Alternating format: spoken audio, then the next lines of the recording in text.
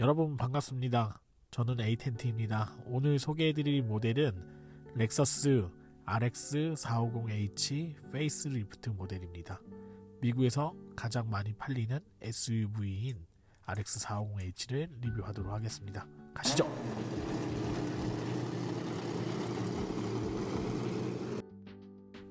오늘 영상에 도움을 주신 곳은 렉서스 판교전 시장 되겠습니다. 여러분 고맙습니다. 오늘 소개해드릴 모델은 New RX450H 모델입니다. 지금 모델 같은 경우에 이제 풀모델 체인지된 모델은 아니고요. 기존에 판매하고 있던 RX450H의 페이스리프트 모델이 되겠습니다. 램프 같은 경우에는 일반 프로젝터 타입의 램프에서 트리플 LED라 해서 LS가 가지고 있던 그 LED 방식을 좀 많이 채용을 했고요. 좀 고급스러운 느낌을 가지고 있습니다. 이전에 RX도 약간 날카로운 디자인이었는데 이 차도 마찬가지 그런 느낌을 가지고 있네요. 하단에 포그 등이 상당히 아래쪽에 위치해 있습니다. 지금 그릴 같은 경우에 가로형 패턴의 그릴이었는데 지금 A 쉐이프라 그래서 A자, 렉서스의 A자를 좀 모티브로 한 그런 패턴 형식의 그릴을 좀 가지고 있어요. 제네시스 GV80처럼 G 매트릭스 타입의 그런 패턴과 비슷한 느낌으로 좀 형상화하고 있기 때문에 요즘 고급차가 보여주고 있는 그런 이미지를 많이 표방하고 있습니다. 휠 같은 경우에 20인치짜리가 장착이 되어 있는데 아무래도 연비 세팅으로 되어 있다 보니까 235짜리 타이어가 장착이 되어 있습니다. 지금 이제 사이드 미러 같은 부분도 크롬으로 좀 형상이 되어 있고요. 이번에 이제 처음 들어간 게 하단에 360 카메라가 들어가 있어요. 그래서 양쪽 사이드 미러에 카메라가 좀 장착이 된다. 이런 부분이 이제 상품성을 좀 강화한 게 아닌가 이렇게 좀 생각이 됩니다. 이번에 그 RX450H 같은 경우에는 이제 전장, 전폭, 전고로 제가 말씀드리면 4890에 1895, 그 다음에 높이가 1705거든요. 요 길이가 이제 국산차 GV80하고 제가 조금 비교를 해드리면 제네시스 그 GV80보다는 55mm, 그러니까 5cm 정도 짧고요. 폭 같은 경우에는 8cm 정도 좁아요. 그 다음에 높이는 10mm니까 1cm 정도 낮은 그런 모습을 보여주고 있습니다. 요게 이제 뭐 국산차보다 좀 작다 이렇게 말씀하시는 분들도 많이 계실 것 같아요. 근데 그 3월 중순 정도 되면 롱바디 버전이 또 출시가 되거든요. 그 롱바디 RX450HL 같은 경우에는 전장 길이가 5m, 뭐 나머지 전폭은 거의 비슷한 것 같습니다. 이렇게 좀 긴 모델로 해서 정확하진 않지만 6인승, 7인승 정도로 세팅이 될 예정이기 때문에 아무래도 가족 단위로 좀 이용하시는 분들은 그 모델을 한번 노려보시는 것도 괜찮을 것 같습니다. 그렇지만 뭐 뒷열은 제가 그 링컨 에비에이터라던가 5m가 넘는 차량도 많이 리뷰를 해드렸잖아요. 좀 이렇게 추천할 만한 그런 건 아닌 것 같아요. 왜냐면 그 뒤에 3열 정도의 쉐입으로 보시게 되면 창이라는 부분이 거의 존재하고 있지 않기 때문에 아마 좀 깝깝하게 이동해야 되지 않겠나 그런 생각을 좀 가지고 있습니다. 어쨌든 사람은 탑승할 수 있는 5m짜리도 제공을 할 예정이니까 3열짜리도 한번 계획이 있으신 분들은 한번 알아보시면 좋을 것 같습니다.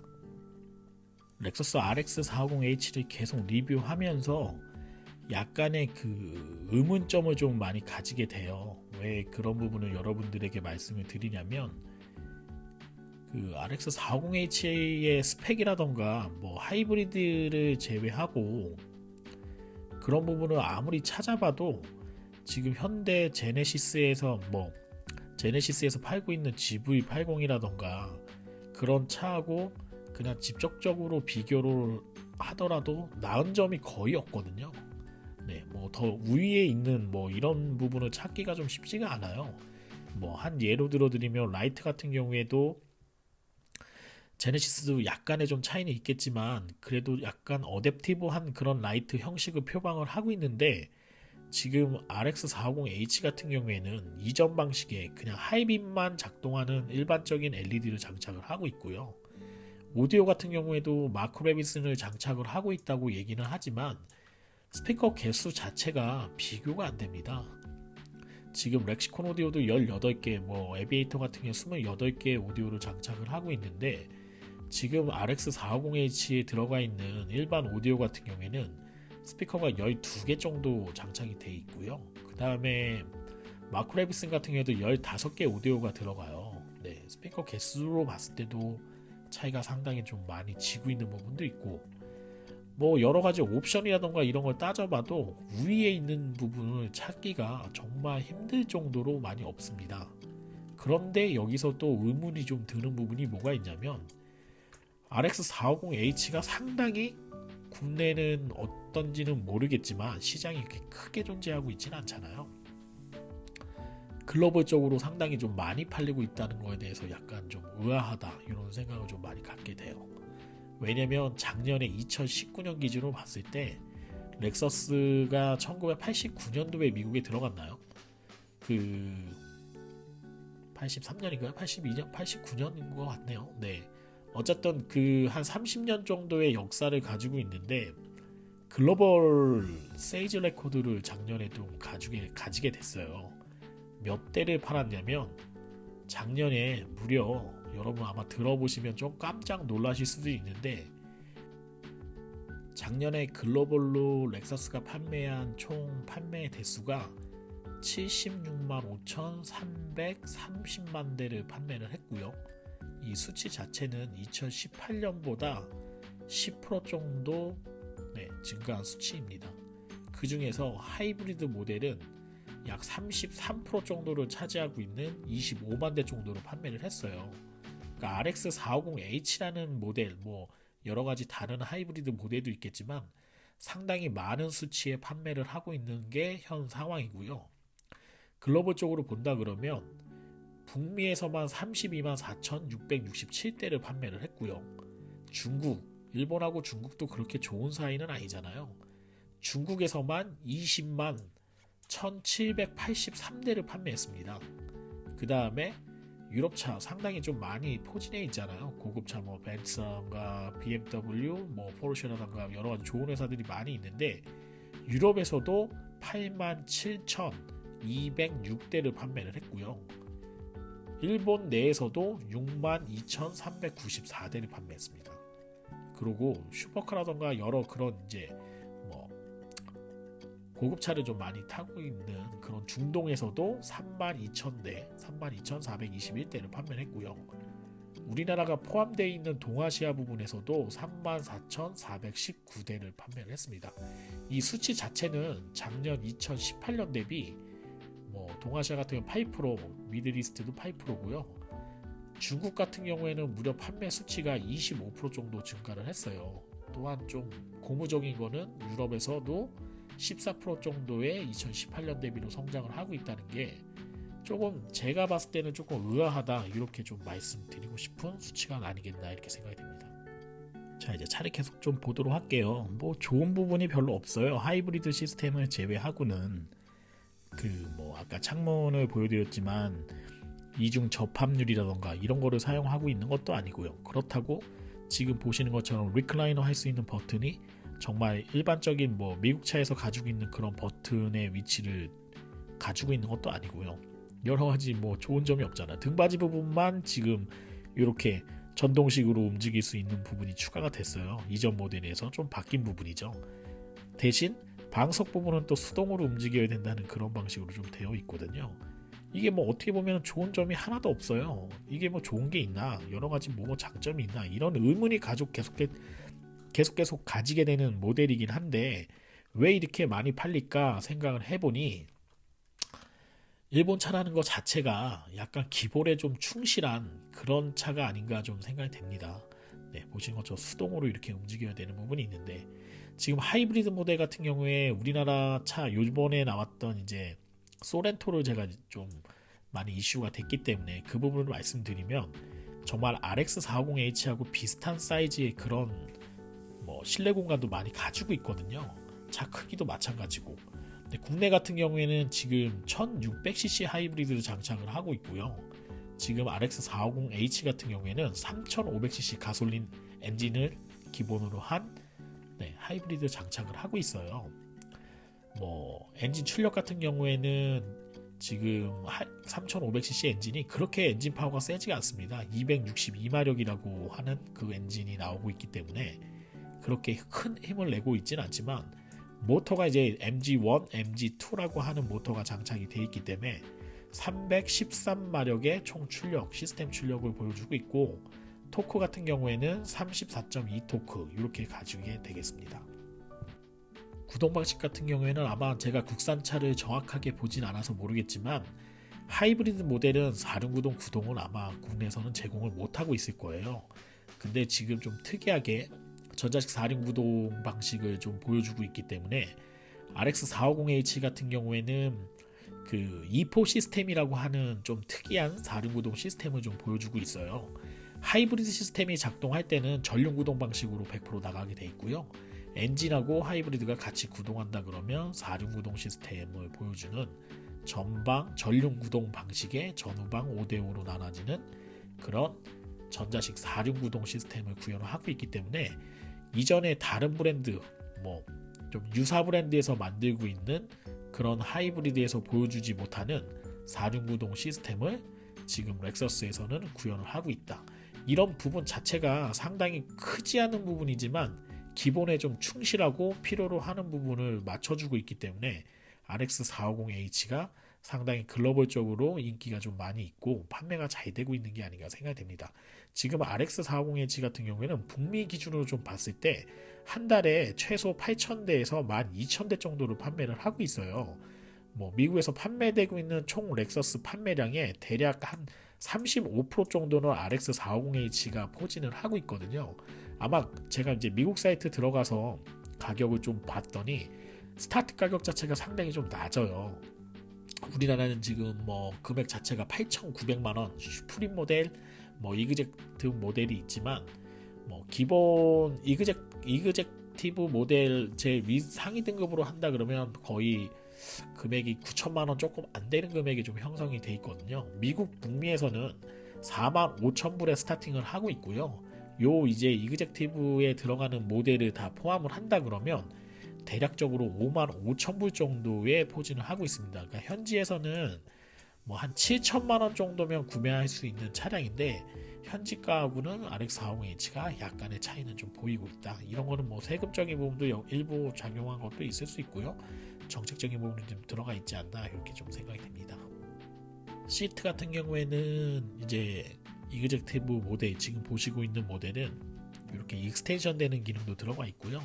시트가 이제 가죽 시트로 장착이 되어 있는데 세미 아네릴이라고 하는 그런 이제 물기가 좀 묻었을 때 코팅이 좀 들어가 있기 때문에 좀 부드러운 그런 아네릴이 들어가 있는 가죽 시트로 장착이 되어 있어요. 근데 보시는 것처럼 좀 디자인 요소라고 하는 부분은 좀 많이 없는 것 같아요. 이전에 한 10년 전에 만약 이 차가 나왔다 그러면 하이브리드에 상당히 좀 옵션이 잘 돼 있다 이렇게 말씀을 하시는 분들이 많이 있었겠지만 지금 워낙 차량들이 상위 클래스로 많이 포진이 돼 있고 이전에 제가 리뷰를 했던 국산차 트레일블레이저도 요런 기능 익스텐션만 제외하고는 동일한 기능들 2천만원대 차량도 많이 들어가 있기 때문에 사실 이런 전자장비의 그런 기능은 그렇게 특별하게 느껴지는 부분은 아닌 것 같습니다. 이렇게 판장이 좀 많이 나눠져 있어요. 일부 좀 만져보니까 아티피셜 가죽도 일부 좀 많이 들어가 있는 부분이 있거든요. 이 점은 여러분들은 조금 다르게 느끼실 수는 있는데 실제 지금 탄소 배출량이라는 그런 부분 때문에 글로벌적으로 이렇게 70만 대, 80만 대 상당히 좀 많이 판매하는 업체도 메르세데스 벤츠 같은 경우에도 지금 나오는 GL이라던가 이런 모델 보면 아티코 가죽이라 그래서 리얼 가죽이 아닌 그런 아티피셜 가죽을 좀 가죽의 느낌이 나는 그런 인조 가죽을 좀 많이 사용을 하고 있거든요.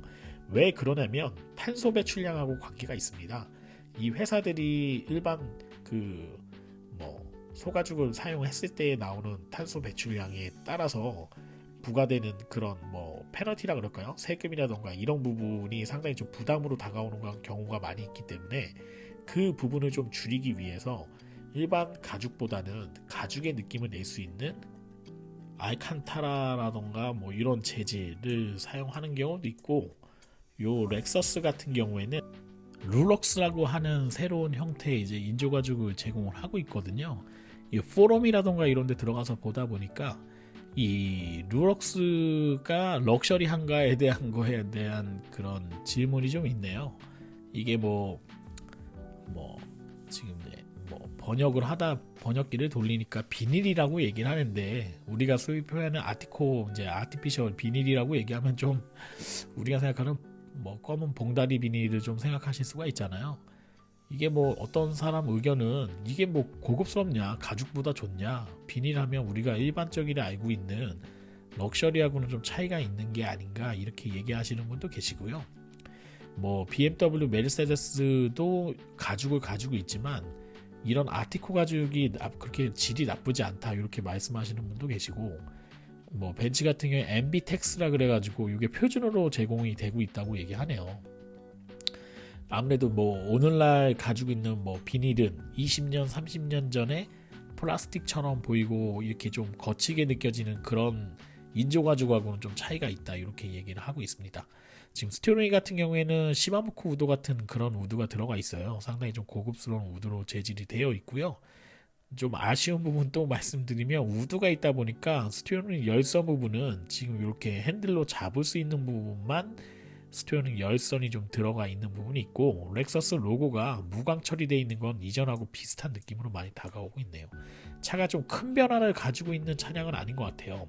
기본에 좀 충실하려고 하는 차량이다, 이렇게 말씀드리면 될 것 같고, RX450H 같은 경우에는 V6 하이브리드 엔진이 들어가 있고요. 에키슨 사이클이라고 해서 악셀을 더 밟게 되면 그 피스톤의 제일 위로 올라가는 부분과 제일 밑으로 내려가는 부분이 있는데, 상사점, 상하점에서 움직임을 위까지 다 올라가지 않고요.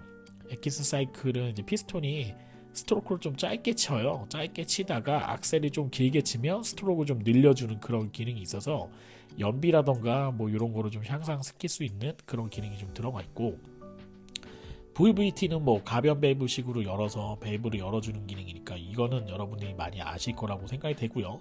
좀 하나 특이한 점은 직분사 형식인데 D4S라고 하는 연료 분사 시스템을 가지고 있어요. 자, 그럼 D4S가 뭔지 여러분에게 좀 말씀을 드릴게요. 이게 이제 그 직분사 엔진의 장단점이 있습니다. 장점은 하이퍼포먼스 내에서는 카본이라던가 이런 게 좀 끼지 않고 상당히 좀 고출력으로 바로 이제 직분사를 하니까 힘을 낼 수 있다는 장점이 있는 반면에 직분사에도 단점이 존재하거든요. 이 저속에서는 그 정확한 그런 이제 그 분사 사이클이 잘 일어나지가 않아요. 그래서 노킹 현상이 일어날 수도 있고, 그것 때문에 불연소가 일어나서 뭐 저속에서는 직분사 엔진 같은 경우에는 뭐 카본이 많이 끼는 이런 현상도 많이 발생을 하는데, 그 부분을 좀 보완하기 위해서 D4S라고 하는 특유의 분사 방식을 좀 개발을 한 거예요. 그러니까 일반 포트 분사하고 직분사 방식을 병행하고 있는 분사 방식을 좀 구현하다 보니까 저속에서의 노킹이라던가 이런 이제 좀 직분사가 가지고 있는 단점을 보완하는 그런 분사 방식을 구현하고 있습니다. 뭐 보통 이 D4S 같은 경우에는 IS라던가 F라던가 이런 고성능 세단에 좀 많이 적용했던 부분인데, 지금 RX450H에도 직분사 부분에 D4S 연료 분사를 시스템을 적용하고 있습니다. 그래서 이런 걸 적용하다 보니까 아무래도 저속에서는 뭐 매연이라던가 이런 게 좀 덜 나올 수는 있거든요. 그래서 배기가스도 상당히 낮고 연비는 좀 높여주고 퍼포먼스는 또 좋아지는 이런 거를 좀 보여주고 있고요. 전륜구동 모터에 이제 아까 말씀드린 E4 시스템은 모터가 이제 독립적으로 들어가서 후륜 모터하고 전륜구동 모터에 이제 분배를 해주면서 4륜으로 좀 구동할 수 있는 그런 시스템이 좀 들어가 있고요. 요건 이제 뭐 슬립 기링이라던가 요레이트라고 해서 옆으로 이제 흔들리는 피드백 컨트롤 같은 게 좀 들어가 있는 것 같아요. 그래서 뭐 4륜 구동 모델이기 때문에 그런 부분에 좀 많이 이점을 보여주고 있는 부분이 있고요. 지금 좀 특이한 점은 오토라는 기능이 있네요. 아마 컨시지 기능이라는 게 LS에서 들어가 있었는데 그거를 좀 모티브로 잡아서 기능이 있는 것 같아요. 그래서 지금 뭐 오토로 해두시면 온도 설정에 따라서 뭐 열선이라던가 쿨링이라던가 이런 거로 자동으로 할 수 있는 외부 온도하고 연계가 되겠죠. 그런 기능이 좀 들어가 있는데 버튼 위치는 제가 봤을 때 그렇게 좋은 위치에 가지고 있지는 않습니다. 자, 가격 같은 경우에는 좀 비싼 것 같아요. 저는 그 익스클루시브 모델 같은 경우에는 8,927만원에 지금 판매를 하고 있고요. 그 다음에 슈프림 모델은 8,067만원에 판매를 하고 있습니다. 휠은 이제 그 슈프림 모델은 18인치 모델이고요. 예, 이전에 제가 이그젝티브라고 말씀드렸는데 익스클루시브가 정확한 명칭이네요. 그 20인치 타이어가 이제 익스클루시브 모델에 장착이 되어 있습니다. 이 차 같은 경우에는 변속기는 이제 무단 변속기를 장착을 하고 있고, 출력 같은 경우에 아까 말씀드린 것처럼 313마력이 되겠습니다. 자, 연비는 상당히 뭐 높은 등급의 연비는 아니에요. 왜냐면은 3500cc이기 때문에 그렇게 높지는 않은데, 제가 봤을 때는 그래도 이 배기량 대비로 봤을 때 상당히 좀 준수한 수준의 연비를 보여주고 있는 게 아닌가 생각됩니다. 3등급을 가지고 있고요. 복합 연비로 리터당 12.8km 주행을 하실 수가 있어요. 또 하이브리드 모델이기 때문에 고속도로에서는 엔진을 좀 많이 사용할 수가 있잖아요. 그래서 고속도로에서는 12.1km의 연비, 오히려 우리가 생각하는 그런 관념하고는 반대로 좀 되어 있고요. 도심에서는 또 더 높은 13.4km의 연비를 가지고 있기 때문에 네, 이 점을 조금 뭐 보시고 도심 쪽에 좀 주행을 많이 하신다고 하시면 그 부분에 초점을 맞춰서 구매를 하시는 분들은 상당히 좀 이점이지 않겠나 생각됩니다. 변속기는 저는 무단 변속기로 알고 있는데, 일단 제목상 나와 있는 건 8단 변속기라고 나와 있네요. 네, 이 부분은 조금 다른 부분이 있어서 조금 찾아보도록 하겠습니다. 이 차 같은 경우에 이제 에어 서스펜션이나 이런 거는 장착이 안 돼 있어요. 그런데 쇼업이죠. 쇼업 쪽에 프랙션 컨트롤이라고 하는 그런 장치가 좀 내장이 돼 있기 때문에 그 노면에서 나오는 고주파, 우리가 좀 고주파 같은 경우에는 좀 소음으로 느끼는 경우가 많이 있거든요. 그런 거를 억제해주는 기능이 프랙션 컨트롤이라고 하는 게 이제 서스펜션 내에 장착이 돼 있어서 뭐 승차감을 좀 향상시켜 준다고 얘기하는데, 아마 노면에서 올라오는 소음을 조금 감쇄시켜 줄 수 있는 컨트롤러가 장착이 돼 있다, 이렇게 보시면 될 것 같습니다. 에어 서스펜션을 장착했으면 어땠을까 생각하는데, 아무래도 세단 쪽에만 좀 장착을 하다 보니까 이 부분은 조금 다르게 느껴지는 부분이 좀 있는 것 같고요. 헤드업 디스플레이 같은 경우에도 상당히 넓은 사이즈를 가지고 있는데 링컨 에비에이터가 이 차보다 더 넓게 돼 있어서 그렇게 놀랍지는 않네요. 지금 이제 파노라마 썬루프가 장착이 돼 있는데, 요거는 이제 한번 좀 오픈을 한번 해보셔라, 이렇게 말씀드리고 싶어요. 왜냐면 그 뷰 방식은 상당히 좋은데 루프가 열리는 부분은 좀 적게 열려요. 다른 차에 비해서 좀 작게 열리는 부분이 있기 때문에 그 부분은 여러분들이 한번 가셔서 한번 보시는 게 좋을 것 같고, 일본 차가 이제 엔터테인먼트가 조금 약해요. 그런 부분이 좀 약한데 지금 12.3인치 클러스터 장착이 돼 있고요. 이제 뭐 마우스로 조정하셔도 되고 터치를 같이 할 수 있기 때문에 벤츠의 MB UX하고 비슷한 그런 컨트롤을 보여주고 있고, 클러스터 같은 경우는 아날로그 클러스터가 기본으로 되어 있습니다. 네, 그렇지만 4.3인치짜리 TFT 디스플레이 제공하고 있기 때문에 이것도 뭐 나쁘지 않다, 이렇게 좀 말씀드리고 싶고, 하단에 보시게 되면 이렇게 그 배터리가 내장되어 있는 부분에서 네, 뜨겁게 열이 올라오게 되면 그 열을 방출하는 방출구가 좀 들어가 있고요. 애플 카플레이하고 안드로이드 오토가 다 제공이 안 됐었어요. 렉서스 차량은 제공이 안 됐는데 이 차는 지금 요거를 제공을 하고 있기 때문에 상당히 좀 플렉서블하게 유연하게 좀 다른 기기를 연결할 수 있는 그런 부분이 들어가 있고요. 지금 뭐 안전장치는 거의 비슷합니다. 뭐 차선 유지 기능도 들어가 있고, 그 다음에 후측방 경보, 네, 이런 것도 들어가 있고요. 그 다음에 뭐 레이더로 하는 ACC 기능도 들어가 있고, 블라인드 스팟, 블리스 기능도 들어가 있기 때문에 사용하는 데는 그렇게 어려움은 없을 것 같습니다. 차량 같은 경우에는 4년 또는 10만 킬로까지 그 엔진 미션 파워트레인 보증을 하고 있고요. 하이브리드 시스템은 뭐 배터리라든가 모듈에 대해서 각각 틀리긴 한데 뭐 10년에 20만 킬로까지는 보증을 하고 있는 걸로 알고 있습니다. 그래서 뭐 하이브리드 구매하시는 분들도 걱정 없이 좀 구매하실 수 있지 않겠나 생각이 되고요. 3500cc 엔진인데도 상당히 좀 컴팩트하게 돼 있어요. 그래서 엔진룸이 그렇게 큰 엔진룸 사이즈를 가지고 있지 않지만 이렇게 좀 작은 사이즈를 가지고 있고, 하이브리드는 렉서스에서 처음 만든 기술이고 상용화를 처음 하는 회사고요. 그 다음에 전 세계적으로 하이브리드 하면 토요타의 시너지 드라이브와 이런 렉서스 하이브리드가 가장 표준은 어떻게 보면 국제 표준으로 잡혀 있는 차량이기 때문에 거의 하이브리드를 구매하신다 그러면 렉서스라는 브랜드를 믿고 구매하셔도 크게 후회는 없다, 이렇게 말씀드리고 싶습니다. 배터리 같은 거 보면 좀 아쉬운 부분이 있어요. 요즘에 테슬라라던가 이런 차들이 원통형 배터리로 해서 18650이죠. 18650 배터리 이런 걸 사용을 해서 우리가 일반 핸드폰에서 사용하는 리튬 이온 배터리를 많이 사용하고 있는 편인데, 렉서스는 아직도 리켈 방식의 수소 타입으로 좀 사용을 하고 있거든요.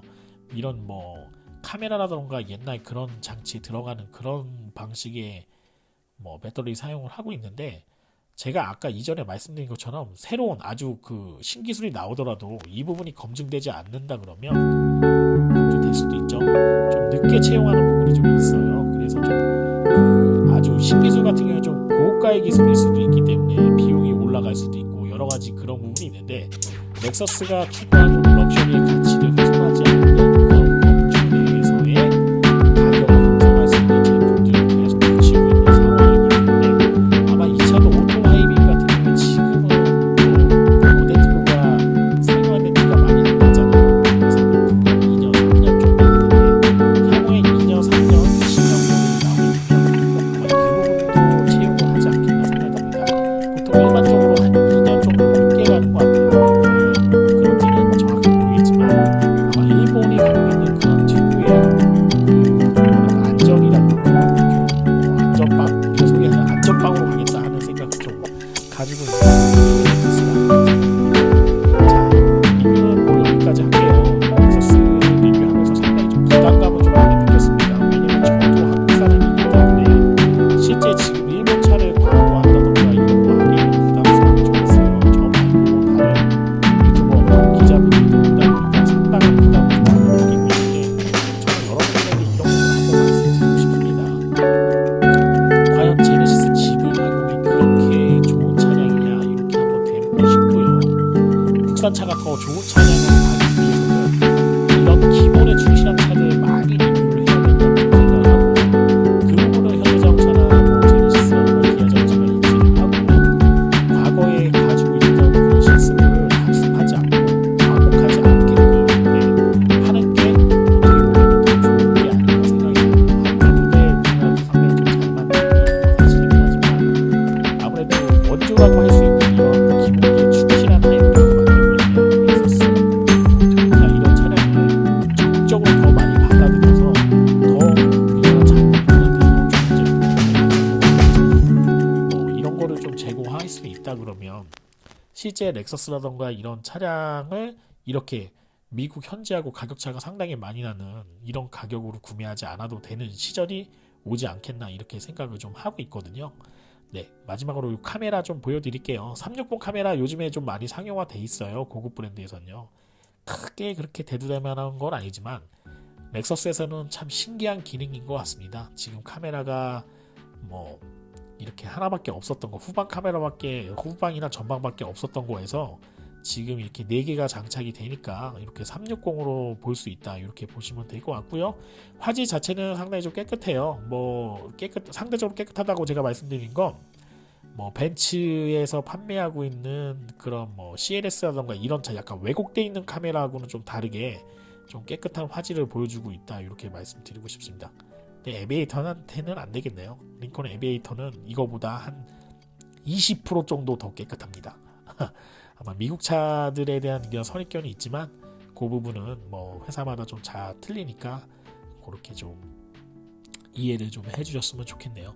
RX450H 상당히 좋은 모델입니다. 아마 장거리를 다니시는 분들한테도 편안하게 다닐 수 있는 5인승 모델을 좀 제공하고 있고요. 따로 뭐 이번에 좀 롱바디 버전도 이제 나오게 되니까 조금 다인승으로 탈 수 있는, 3열까지도 탈 수 있는 그런 모델이 이제 좀 되지 않겠나 생각을 하고 있기 때문에, 아마 일본 차 그렇게 요즘에 선호도는 많이 없겠지만 용도에 따라서 또 필요로 하시는 분들한테는 적절하게 그런 뭐 제품을 제공하고 있지 않겠나 생각이 되고요.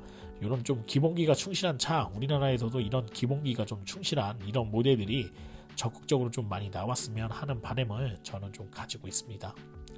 자, 오늘 리뷰는 여기까지 하도록 하겠습니다. 뭐 평점이라던가 이런 거는 오늘은 지금 렉서스 450H에다가 평점을 매기는 거는 지금 현 상황에서는 큰 의미는 없다고 생각을 하기 때문에 오늘은 A10 스코어는 진행하지 않도록 하겠습니다.